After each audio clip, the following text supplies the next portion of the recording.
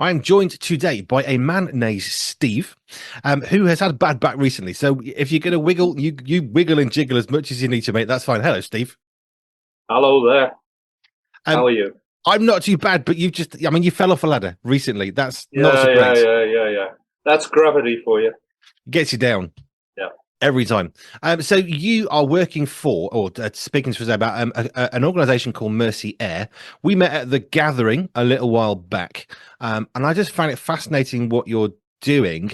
So just for people who don't know what Mercy Air is all about, just give us a bit of a brief overview. What is Mercy Air, and what is it that they do?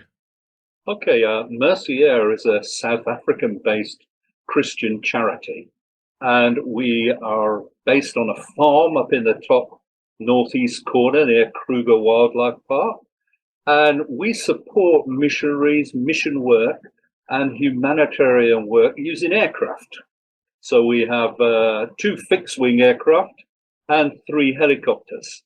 And we assist mission in everywhere that we can get to by the range of our aircraft. So that's from South Africa up into Mozambique, Zimbabwe, up as far as Malawi, and over to the west, Namibia, Eswatini, and local areas within the range of the mission.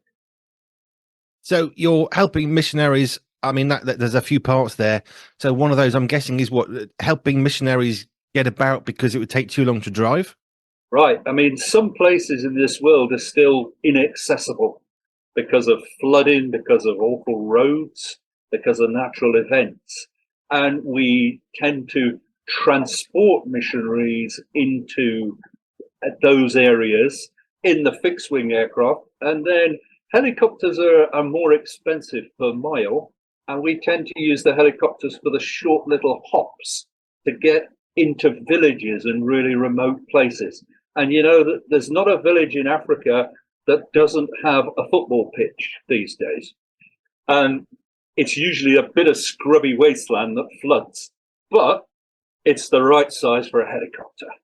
And frequently we're assisting Bible classes. We help one mission that has over 1,000 students doing Bible classes. Wow. And they meet together in groups. They come to the nearest village, and then we will take the pastor or the teacher into that village. But we're also doing medical work. We're assisting the government to do what they're supposed to be doing with vaccinating people.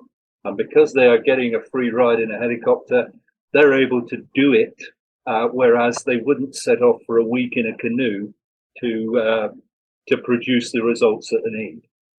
So with the missionary stuff, it's partially because I mean I would also imagine maybe not even safe if there are roads. Perhaps they wouldn't be quite so safe. Yeah, I mean, there's an issue even with a Land Cruiser or something like that. You try and drive it from the south to the north in Mozambique, you will wreck it. And spares are difficult to come by and difficult to get there and difficult to fit. And we work in areas where using aviation is cost effective and mission effective. You know, it's not just for the fun of flying around in aeroplanes. Exactly the opposite. Everything's costed. Is this going to give an advantage to the mission? You know. I think of aviation. I immediately think this has got to be expensive. So, how does Mercy Air generate the funds that it needs in order to do? Because a missionary goes from point A to point B. It's going to be paid for. There's fuel. There's Yeah. engineers. There's pilots. There's time. There's accommodation. All that. So, how do Mercy Air raise funds? There is. And Mercy Air is entirely supported by charitable funds, donations. We have offices in Germany, in Switzerland, and the USA. We don't have one in the UK, actually, but each hour of flying costs £220. Wow. Or if you like, it costs £70 to do 50 miles of flying. And usually we've got two rates of covering the costs. If it's a mission job on a mission rate, we say if we want to get these people from there to there, it'll cost so much. How much can you contribute? How much have we got? We do the occasional commercial job We did something for the Wildlife Service fairly recently that was exciting. As long as they're humanitarian or ecological good stuff, we're not flying millionaires around to visit their resorts and things like this. We took 9 wild dogs from a wild dog breeding farm, and this is the rare African wild dog from a wild dog breeding place in South Africa via 3 countries to Malawi to be released. And we had 9 little wild dogs, all anaesthetized, wearing little coats, and 3 vets in the back of the aeroplane. Wow. And that was funded by a wildlife charity. But normally it's a combination of funds we can raise and funds the missionaries can raise. All our staff, our full-time staff, expat staff, are volunteers and are unpaid. So if the pilots come in for free, that makes it cheaper to start. So there's a whole raft of ways of which you're bringing money in, but I suppose with things like commercial, some of the commercial work you can do, that's going to help into the pot, I suppose, to pay for other stuff. That's exactly the reason. And unfortunately, nothing in the airplane world is cheap, but we try and make it as cheap as possible.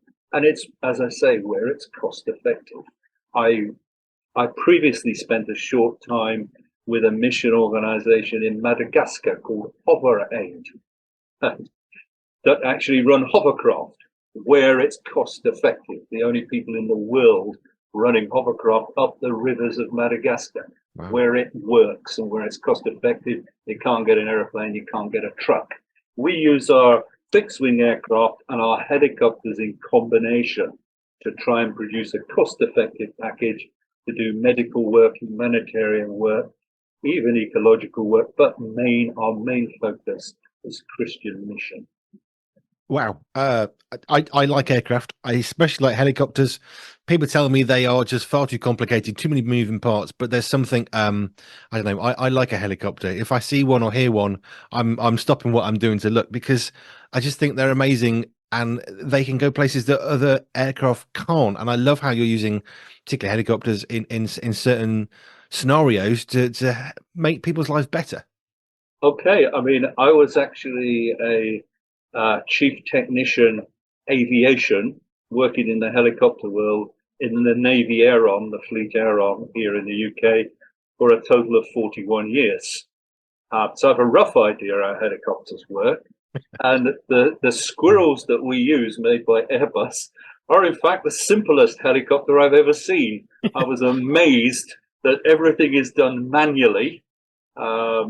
It's a bit like having the model of car that doesn't have the electric windows. You know, there's one less thing to go wrong. Yeah. And I was amazed to be talking to my pilot and find for the last 2 hours he'd been height holding purely manually as we were going through the valleys and over the jungle, because it was the cheap variant that didn't have the height hold, but it was safely flown and it was cost effective. These little squirrels do the job. We have our own lovely maintenance guy who's working on those in South Africa, and also we're very much supported by Mercy Air Switzerland, which is close to where those Airbus helicopters are produced.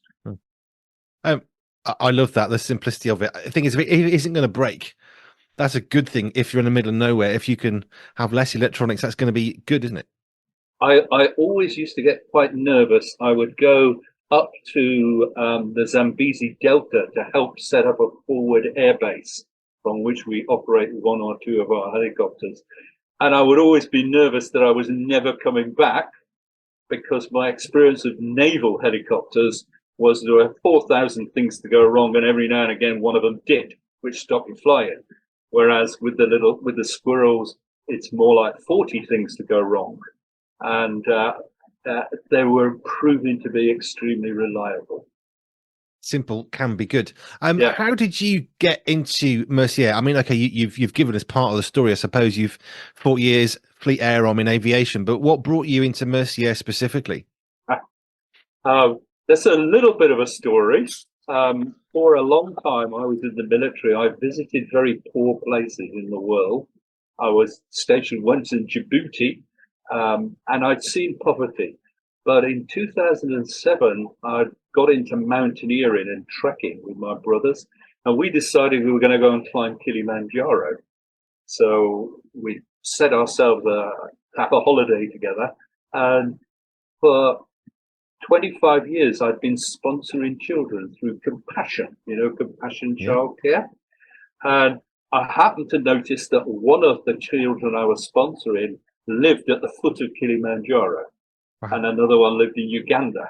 So I thought, okay, I'll go a week early and I'll stay an extra week and I'll visit one child and I'll visit the other one after we've done this mountain thing.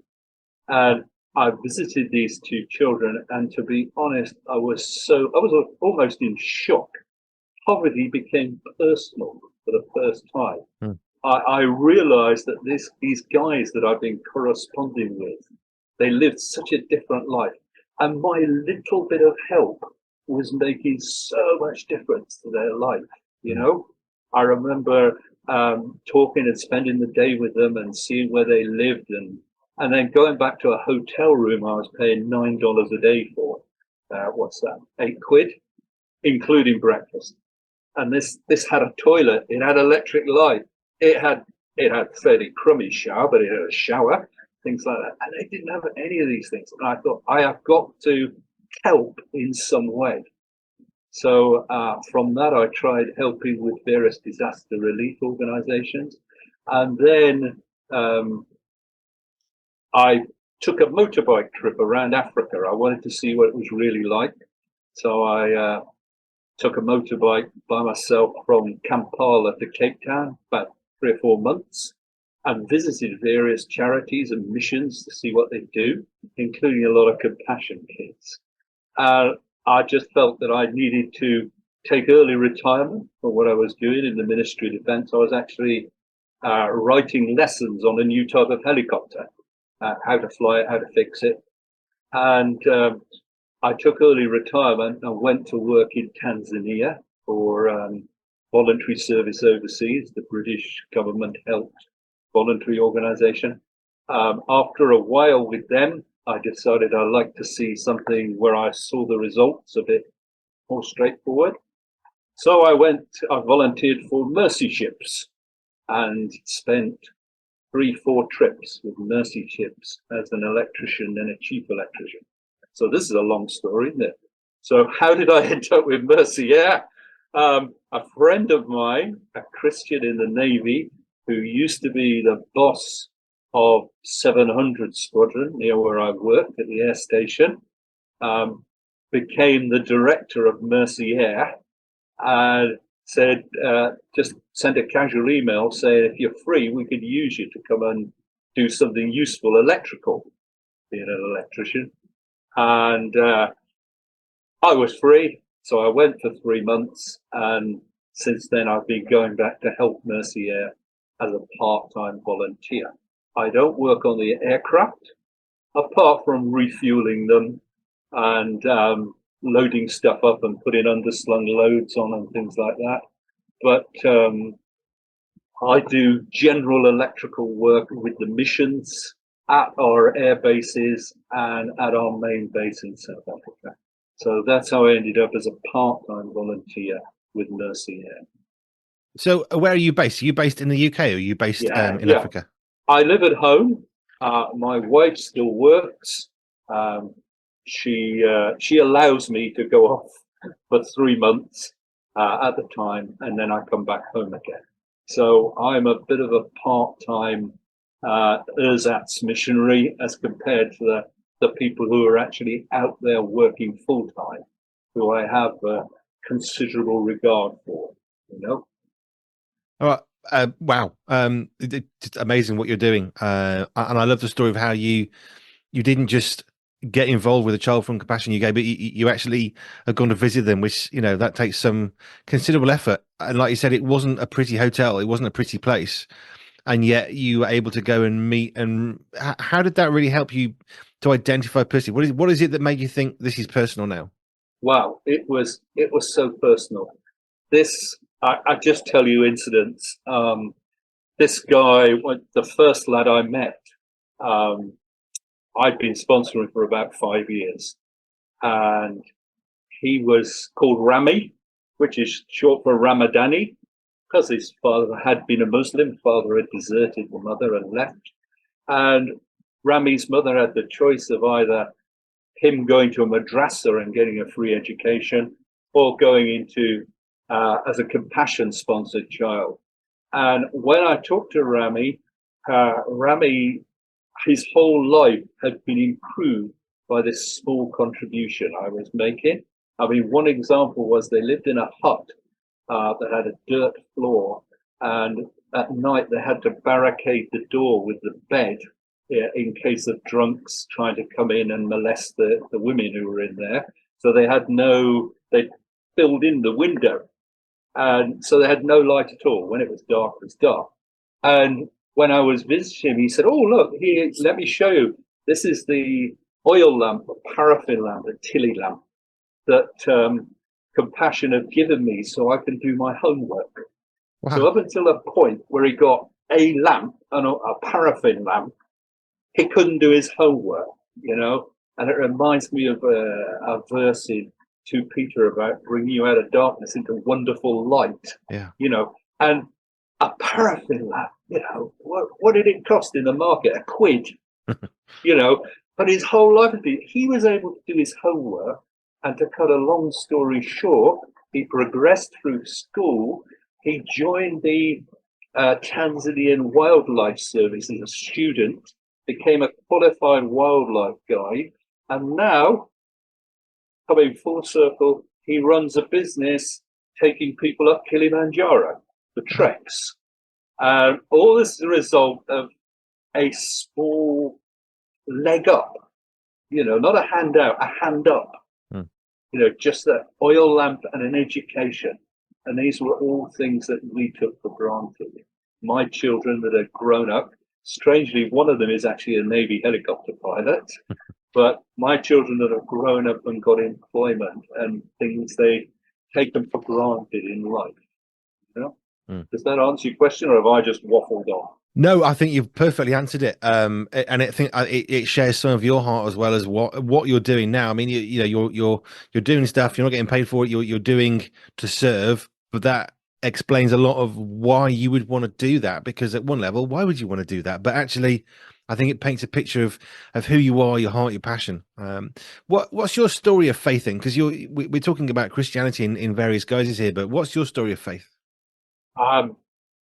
Unusually, for many people I meet, I remember very distinctly becoming a Christian at the age of 10 years old. I remember listening to a preacher who didn't preach on a verse that stuck in my mind and declaring to my parents that I'd become a Christian. And a usual childhood commitment. But later on, when I joined the Navy, you're a young man. You're amongst other young men, and for a few years it was a bit hey, let's experience everything that's possible, And I remember one morning a guy coming to see me and saying, "It's Sunday morning, Steve. I know you've got a bit of a hangover, but why don't you come to church with me?"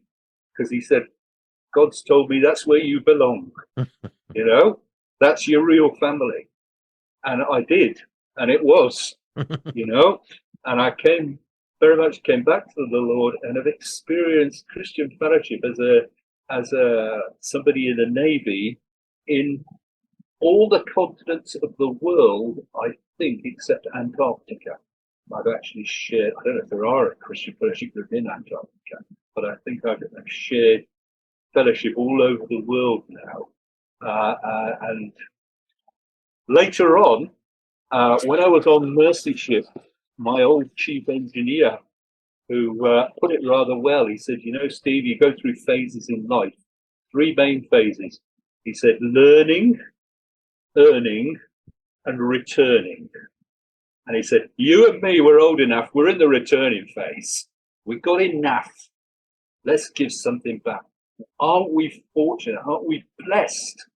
That, I use this in one of my illustrations when I'm preaching. I said, "Folks, you won the lottery of life. Mm-hmm. Trust me, You could have been born in Mozambique. You could have been born in Djibouti. You could have been born in Tanzania, India, all the rest of it. But you've really won the lottery of life. Look where you got born. Look at these immense privileges and blessings that you have. It's time to try and give something back. I love that idea. So I think there's a lot in that when you're first starting out in life, you've left school, you've got a qualification, you've got a job, whatever. Now all you want to really do is get money and get a house and get a better house and a better car and a better job. And Yeah. yet actually there's so much more to life than that circle, which is fine. There's nothing wrong with that.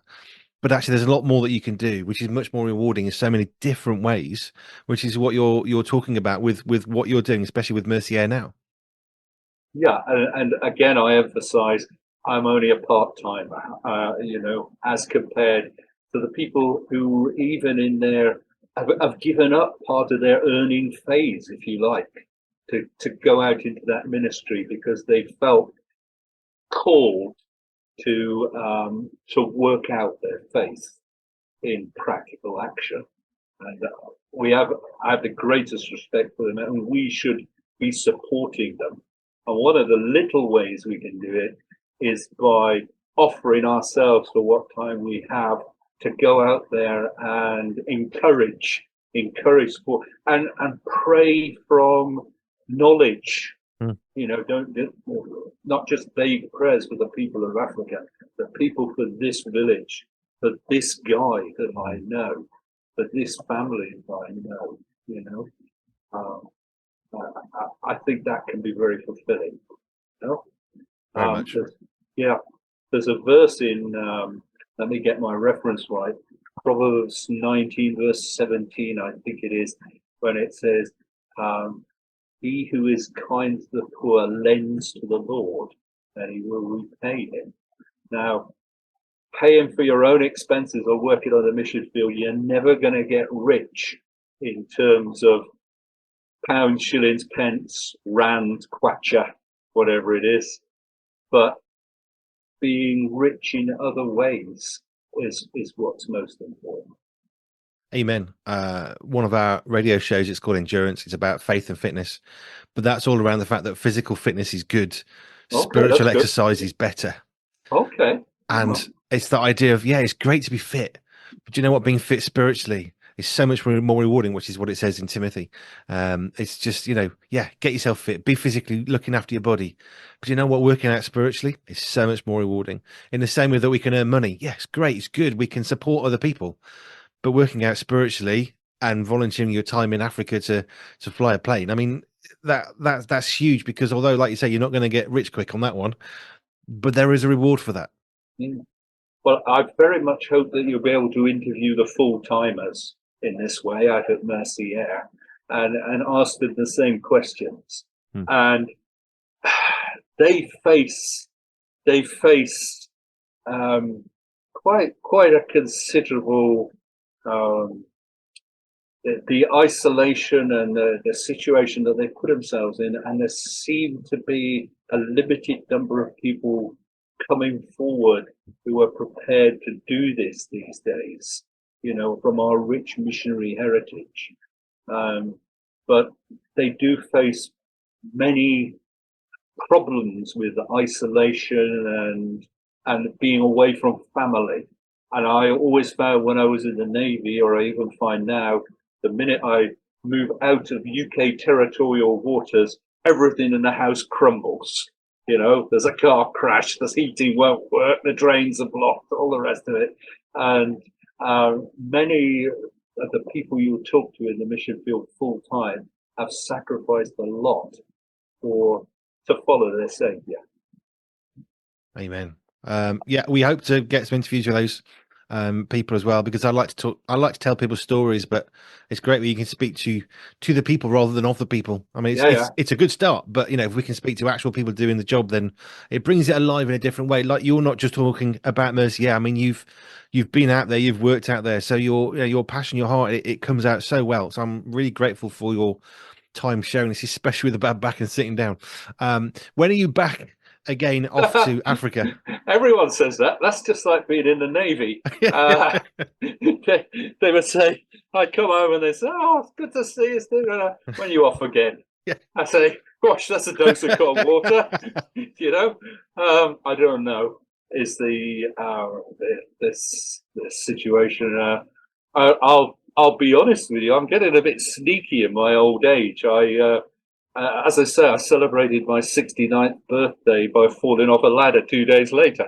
So I find from my point of view, it works better for me to go to Africa in the middle of winter, because in South Africa it ain't the middle of winter, and you can get more work out of me when I'm reasonably warm. But when there's a need, there'll be we don't like to waste fuel, and we like to bundle together various jobs. And with Mercy Air, even though the pilots and the air operations people and the secretary is working in an office some of the time, when the need arises, we'll get together a working party. We used to call it a task force in the military. Get together a task force, see how many places there are in the airplane, and I might get a message, we're going up into Mozambique to Assam or Nisangeri or wherever it is on this date. Let us know if you're available, and I'll come and join when there's a need. But we'll see. There could also Mercy Air have been involved in emergency relief for several disasters, and I know a little bit about load lifting and operating helicopters in the field. And again, something like that might happen, and I might be able to go out and help as required. I remember a very similar request with Mercy Ships when I was acting as a chief electrician there, and COVID came along and they all got put into quarantine in Tenerife, and they weren't even allowed off the ship. And the one thing they did was run out of electricians. So I got the call and went out for a couple of months to stand in the breach. So answer is I don't know. Fair enough. I'm just curious whether it was like a rotational basis or you just go as needed. No. And I'm sure something will come up. I would imagine so. Steve, thank you. If people want to know more about Mercy Air, is there a website that people can go and visit and find out more? Okay, well, the most important thing about Mercy Air is to be aware that there is another Mercy Air, which is an air ambulance organization in California. That is not us. Okay, so if you go on the web and you just Google Mercy Air, you might get an air ambulance in California. In fact, what you want to do is you want to go www Mercy Air, all one word, .co.za, and you'll appreciate that ZA is in fact South Africa. Yeah. Or you could put in Mercy Air South Africa. So it's mercyair.co.za. Fine. And that will tell you all about it. Thank you. It's been fascinating to talk to you. I loved chatting with you at the gathering, just finding out a little bit in a very noisy environment. So I'm just really grateful we got this opportunity to talk a little bit more, slightly more relaxed way about what's going on and what you're doing. Steve from Mercy Air, thank you so much for your time. And I hope your back recovers very, very soon. As a former back pain sufferer from many years ago, you have my absolute sympathy on that one. Thank you, sir. Yeah. Rated 5 stars by Sorted Magazine's film critic, Pure 247 takes you behind the scenes of the birth of a global Christian radio station. Andy B will have you laughing and crying as you discover what it takes to create ministry that matters in this inspiring tale of perseverance, honesty, and vulnerability. Buckle up and get ready for a story that's uplifting as it is entertaining. Behind the microphone, they face bankruptcy, eviction, and 2 life-changing surgeries. Can they make it? Will they make it? Get your copy of this life-changing book today. Pure 247 is available now on Amazon. Andy B is best described as a man after God's own heart, who insists that God's vision and resourcing trump all handicaps.